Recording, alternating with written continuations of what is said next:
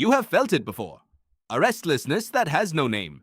A sense that the life you are living does not quite fit the person you actually are. You have probably called it burnout, or a personality flaw, or just a bad week.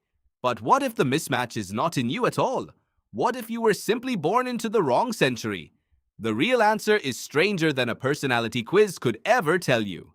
For most of human history, there was no such thing as a job interview, a Tuesday, or a boss. Anthropologist Marshall Salins famously described hunter-gatherer societies as the original affluent society, arguing that many foraging groups worked far fewer hours than modern employees while still meeting all their needs. Some estimates put hunter-gatherer work weeks at 15 to 20 hours. Your body was not built for 8 hours at a desk. It was built for bursts of intense effort, followed by long stretches of recovery. This is not nostalgia. It is biology. Your circadian rhythm, the internal clock that governs your sleep, energy, and mood, evolved over millions of years in a world without electric light. Neuroscientist Russell Foster at Oxford has shown that pre-industrial humans likely slept in two distinct phases, with a period of quiet wakefulness in between. That pattern only disappeared when artificial lighting made a single, uninterrupted block of sleep the cultural norm. If you have ever woken up at 3 in the morning for no reason and felt oddly alert, you were not broken. You were remembering something your body never fully forgot. But it goes deeper than sleep.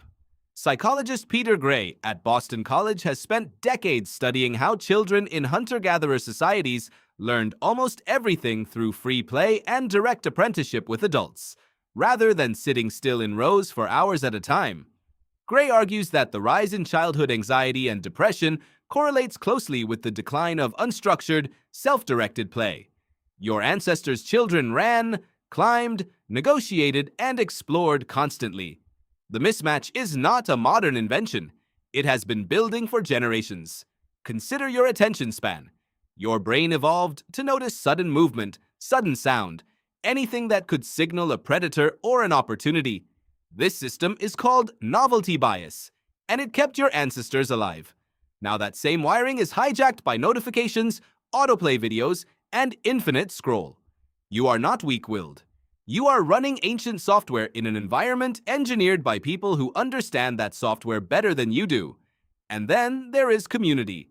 For nearly all of human history, people lived in bands of roughly 50 to 150 individuals, a number popularized by anthropologist Robin Dunbar and now known as Dunbar's number.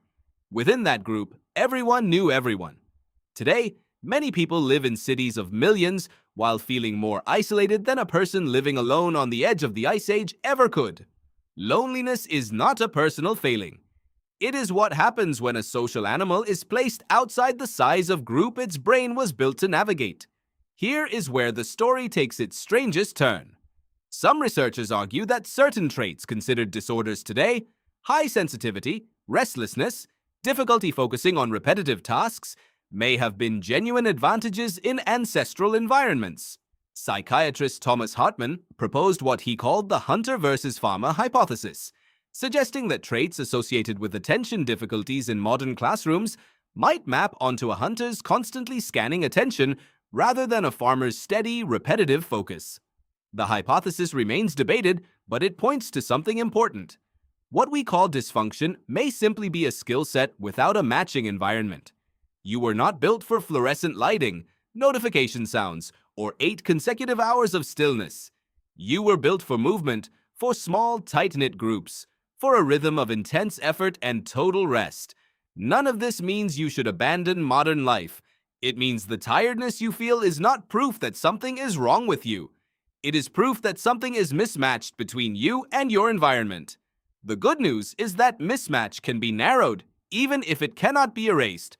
Short bursts of intense movement, real unstructured time outdoors, smaller, deeper social circles instead of wide, shallow ones, sleep environments closer to darkness and quiet than to screens and light.